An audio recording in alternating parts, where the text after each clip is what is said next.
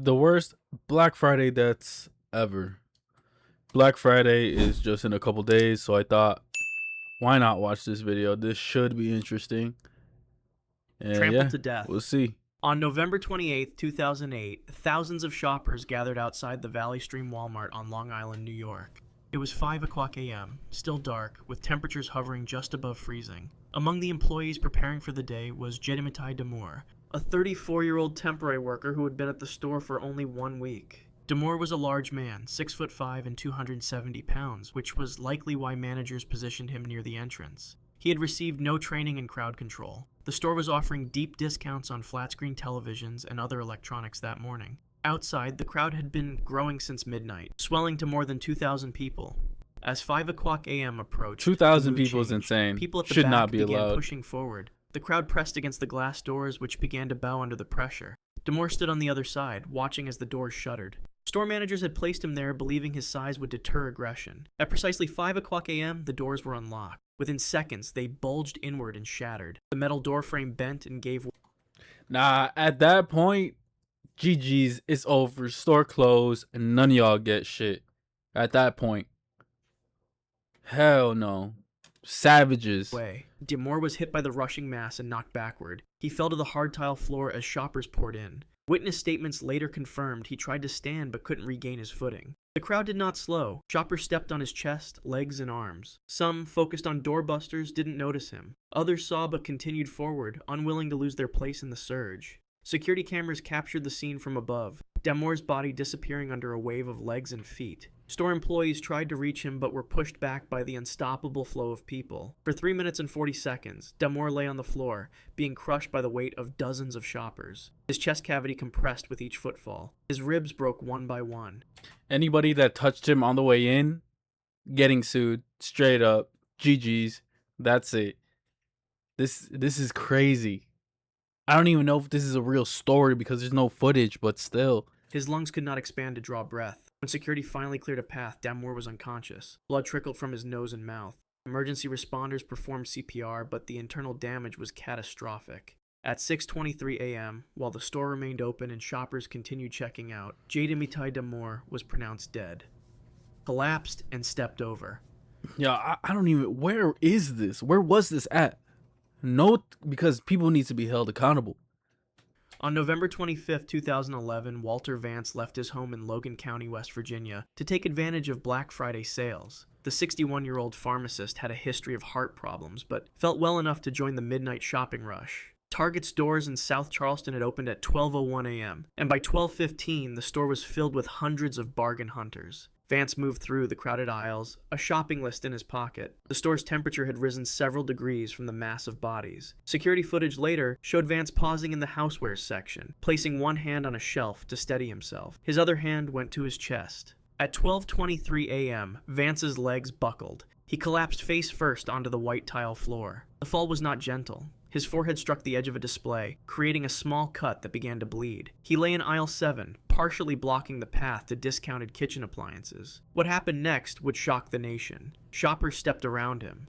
Some glanced down, then continued walking. Others stepped over his body, shopping bags in hand. A woman pushing a cart full of electronics actually moved his arm with her foot to create more space to pass. Not one person stopped to help. For nearly 4 minutes, Vance lay on the floor. Store cameras recorded at least 17 people who clearly saw him but continued shopping. His breathing became labored. His lips turned blue.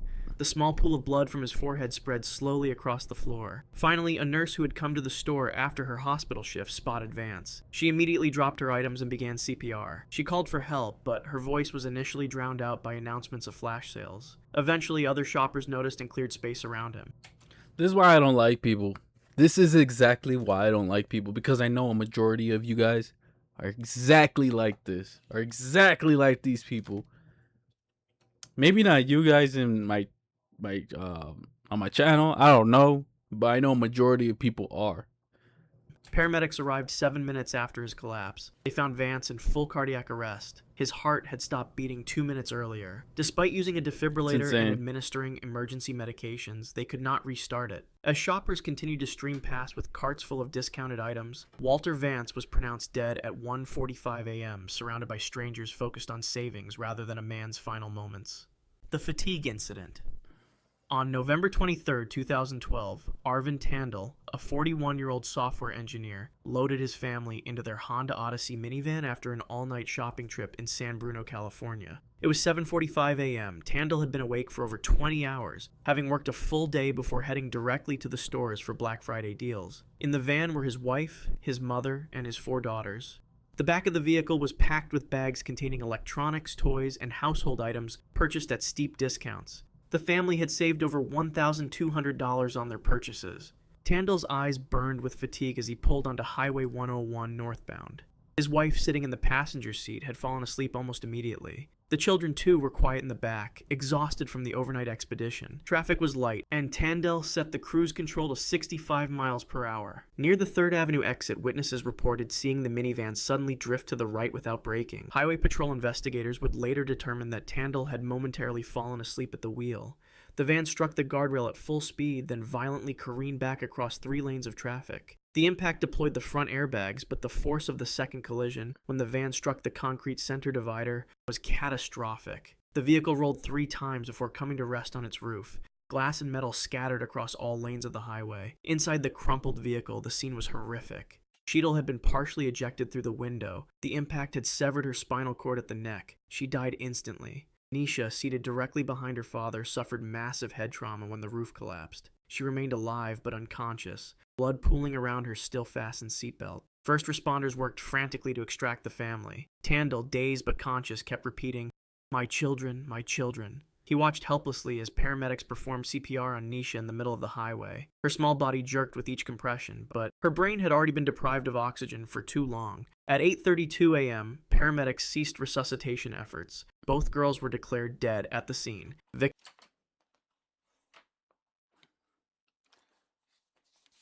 I don't even know how much I can stress this enough, but if you're tired,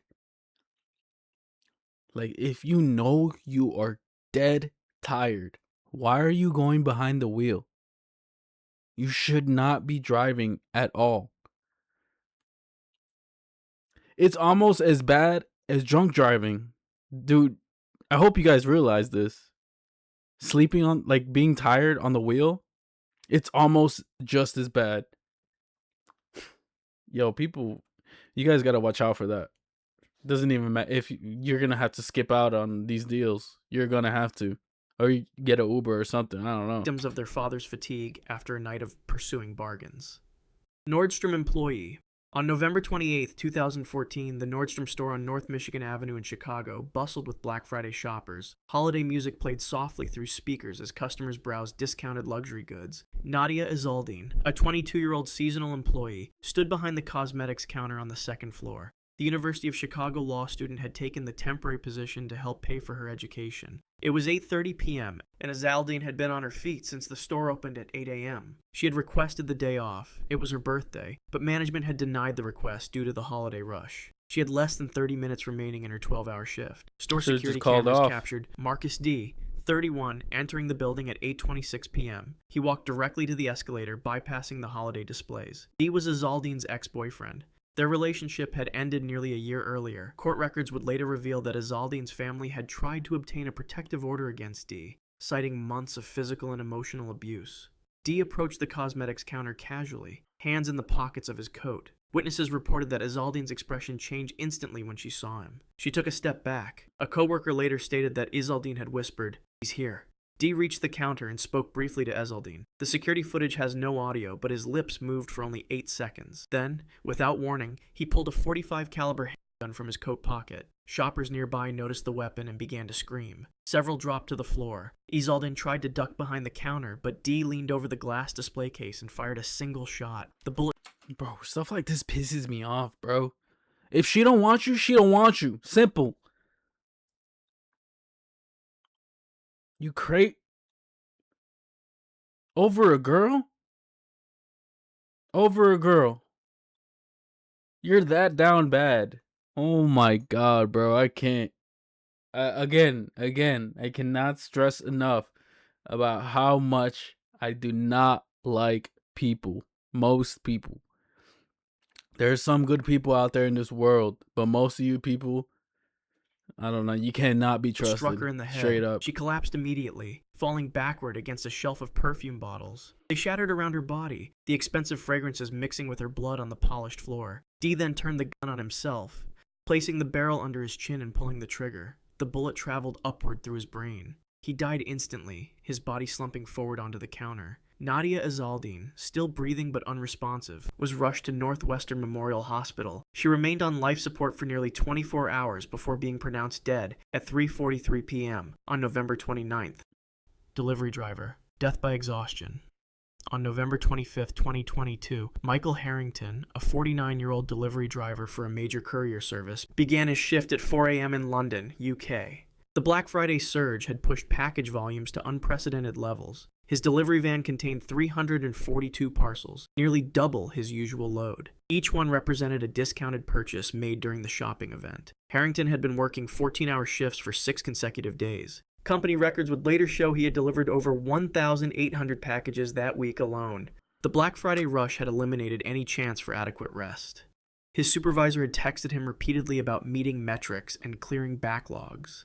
At 7:30 a.m., Harrington delivered his first package of the day. The customer noted that he seemed unusually pale and was sweating despite the cold November morning. By noon, he had delivered 147 parcels. His tracking device showed no break periods. The van's GPS recorded brief stops lasting only seconds as he ran packages to doorsteps. At 3:15 p.m., Harrington called his wife. The 4-minute conversation, later recovered from phone records, revealed his exhaustion. "I can't feel my legs anymore," he told her. "My chest feels tight." She urged him to return to the depot, but he responded that he still had 118 deliveries remaining and couldn't afford.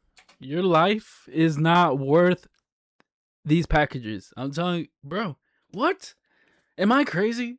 Am I really crazy? Like, hearing this is like kind of triggering me, to be honest. To lose the job. Fellow drivers spotted Harrington's van at 4:23 p.m., parked half on the curb on Blackheath Road. The hazard lights were flashing. Inside, Harrington was slumped over the steering wheel. A package sat on his lap, the delivery label already scanned. The first responder, an off-duty nurse, found him unresponsive. His skin was cold, his lips blue. She immediately began CPR, continuing for 8 minutes until an ambulance arrived. Paramedics used a defibrillator 3 times but detected no cardiac response. The medical examiner would later determine that Harrington had suffered a massive heart attack. His coronary arteries showed significant blockage, a condition exacerbated by stress and sleep deprivation. Toxicology reports revealed excessive levels of caffeine in his system, equivalent to consuming 20 energy drinks. At 5:47 p.m., thousands of shoppers continued to place online orders for next-day delivery. Michael Harrington was pronounced dead, still wearing his uniform and surrounded by packages that would never reach their destinations. Parking. I'll tell you guys this right now. You do not need energy drinks. You do not need caffeine whatsoever. I promise you, you do not need any of that. I function just perfectly fine without it. And of course, maybe people's bodies are not the same, but I'm telling you, like, what about the people back then when we didn't have energy drinks, when we didn't have coffee? Like, what do you think? Like, what? They didn't have shit. We still made it, right? You don't need it. Trust. Confrontation. On November 28, 2013, the Walmart parking lot in Tazewell, Virginia, was filled beyond capacity. Shoppers had been arriving since 4 a.m. for the 6 a.m. doorbuster deals. Among them was Christopher Jackson, a 35-year-old coal miner and father of 3, circling the rows in his pickup truck, searching for a space. At 5:47 a.m., Jackson spotted an empty parking spot near the store entrance. As he began to turn into it, a silver Honda driven by Ronnie Sharp, 61, attempted to claim the same space from the opposite direction. Both vehicles stopped, headlights illuminating each other. For 13 seconds, neither driver moved. Security camera footage showed Jackson exiting his vehicle first. He gestured at the parking space, pointing to indicate he had arrived first. Sharp emerged from his Honda, visibly agitated. At 5:48 a.m., the two men stood face to face in the empty parking space, surrounded by rows of cars filled with witnesses. Words were exchanged. A witness in a nearby vehicle later reported hearing Sharp say, "I've been waiting for a spot for 20 minutes. Jackson responded, "I was here first." The argument escalated quickly. Sharp returned to his vehicle and retrieved something from the glove compartment. When Sharp turned around, he was holding a folding knife with a 3-inch blade. Jackson backed away, hands raised. Sharp advanced, slashing downward. The knife caught Jackson's left forearm, cutting through his jacket and slicing deeply into the muscle. Blood immediately soaked his sleeve. Jackson retreated to his truck, pressing his right hand against the wound. Sharp followed, still brandishing the knife. Instead of driving away, Jackson reached behind the seat of his pickup and pulled out an unloaded .30-30 Winchester rifle. Witnesses described the scene as surreal. Two men confronting each other with weapons at dawn in a Walmart parking lot, all over a parking space 20 feet from the Over a entrance. parking spot. Jackson pointed Literally. the unloaded rifle at Sharp, who froze momentarily before lunging forward with the knife. The second slash caught Jackson across the neck, severing his carotid artery. Blood spurted in a high arc, spattering across 3 parked cars. Jackson fired the unloaded rifle, producing only a metallic click. He collapsed against his truck, rifle clattering to the asphalt. Sharp stood motionless, knife in hand, as Jackson bled out in seconds. Store security reached the scene at 5:52 a.m. By then, Christopher Jackson had lost over 2 liters of blood. Paramedics attempted to close the wound, but the arterial damage was catastrophic. At 6:17 a.m., as shoppers streamed past the cordoned-off crime scene heading for discounted electronics, Jackson was pronounced dead. Blunt force. Was it worth it, buddy? Tell me. Oh wait, you can't tell me because you're probably in jail right now. Dummy. Over a parking spot, bro. Over a parking spot. On November 25th, 2011, the Macy's department store in San Leandro, California had been open since midnight. By 4:30 a.m., most of the doorbusters were gone, but shoppers continued to stream through the exits with bags in hand. Among them was Thomas Henderson, 32, a warehouse supervisor who had purchased several discounted items for his children's Christmas presents. Henderson walked across the parking lot with his wife and 2 friends. They carried shopping bags containing a Nintendo game system, children's clothing, and a deeply discounted laptop. The group laughed as they discussed their successful shopping trip, unaware they were being watched. Security footage later showed 4 men following them through the dimly lit parking lot. At 4:34 a.m., as Henderson approached his car, the men surrounded him. One of them, later identified as Robert Andrews, 26, demanded Looks like a crackhead. Henderson hand over his purchases. Henderson refused, clutching the shopping bags tighter. Andrews pushed Henderson against the car. Henderson's wife screamed, attracting the attention of nearby shoppers. One of Henderson's friends attempted to intervene but was shoved to the ground by another attacker. The confrontation escalated in seconds. Andrews threw the first punch, striking Henderson in the face. Henderson dropped his bags and raised his hands defensively. The other 3 attackers joined in, punches landing on Henderson's head, chest, and back. He fell to the ground, curling into a protective position. What happened next was captured in horrifying detail by the parking lot security camera. Andrews picked up a metal tire iron that had fallen from Henderson's open trunk. He raised it high above his head and brought it down with full force. The metal bar struck. Is it that serious? It's not even your stuff. It's that serious that you have to use a weapon? Henderson's temple, fracturing his skull with an audible crack. The attackers grabbed the shopping bags and fled, leaving Henderson motionless on the asphalt. His wife knelt beside him, screaming for help. Blood pooled around his head, reflecting the colorful holiday lights strung across the storefront. Paramedics arrived 7 minutes later. Henderson had no pulse. Despite emergency cranial decompression performed in the parking lot, the brain hemorrhage was too severe. The pressure inside his skull had reached fatal levels within minutes of the blow. At 5:22 a.m., as the sun began to rise on the post-Thanksgiving shopping day, Thomas Henderson was pronounced dead. The items stolen from him, gifts intended for his children's Christmas morning, were valued at a total of $429.87 after Black Friday discounts. Toys R Us double shooting. On November 28, 2008, the Palm Desert Toys R Us in California was packed with holiday shoppers. Children ran excitedly between aisles while parents hunted for deals. The store's bright fluorescent lights and cheerful holiday music created a festive atmosphere that masked the tension building in the electronics section. Alejandro Moreno, 39, stood with his wife near a display of video games. He was a construction worker, father of 4, with no criminal record. 3 aisles over, Juan Meza, 28, browsed with his girlfriend. Meza had previous run-ins with the law, including a weapons charge that had been dismissed the previous year. At approximately 11:36 a.m., the women began arguing. Store security footage later showed them standing face-to-face, gesturing angrily. Witnesses reported the dispute was about one woman bumping into the other with a shopping cart. What began as a minor incident quickly escalated as both men approached. Words were exchanged. Moreno stepped forward.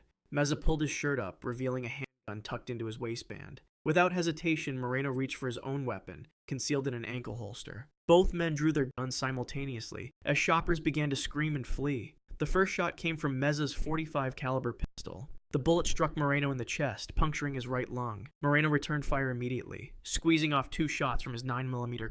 One round missed, shattering a display case. The other hit Meza in the abdomen, tearing through his liver. Both men remained standing. Meza fired again, his hand shaking. The bullet grazed Moreno's neck before lodging in a ceiling tile. Moreno, bleeding heavily, steadied his weapon with both hands and fired a final shot. It struck Meza directly in the heart. Meza collapsed first, falling backward into a stack of boxed toys. Moreno took 3 steps, then dropped to his knees. Children were screaming. Parents covered their eyes. The store's security alarm began to wail. Blood pooled on the linoleum floor, mixing with scattered sale flyers. By the time police arrived 4 minutes later, both men were dead, their bodies just 20 feet apart in a store meant for children's joy. If you want to see more videos... Those last 2 guys are just dumb. They're dumbasses, straight up. A lot of these people are just dumb. Like, there's really no other way to put it. Was it worth it? Was it really worth your life? All you had to do was apologize and walk away. You don't even need to apologize. If in the heat of the moment, it's whatever, you just walk away, man. If someone dies in an event like this, close to the store, and no one leaves with anything, what? That's actually so insane how people literally ignored an unconscious person all in the name of discounts. Because they're savages, bro. Savages. Every single person who steps on, tramples on someone should be charged. I was thinking the same thing. Anybody that touched that guy from the beginning, GG's to you. You're getting sued. First one is just so sad. Imagine trying to get up while tons of people run over you just for discounts. The most ironic part about Black Friday to me is the fact that it takes place the day after Thanksgiving, a holiday where everyone gathers around the table and says what they're thankful for, only for them the next day to trample over and fight others for materialistic items that they don't. Is because they don't care about anybody else. That's just a sad part about this world, but it's also like just what it is, man. You can't care about every single person in this world, unfortunately, but you don't have to be a piece of shit, you know? Anyways, hope you guys have a good Thanksgiving. Hope you guys stay safe this Black Friday, and I will see you guys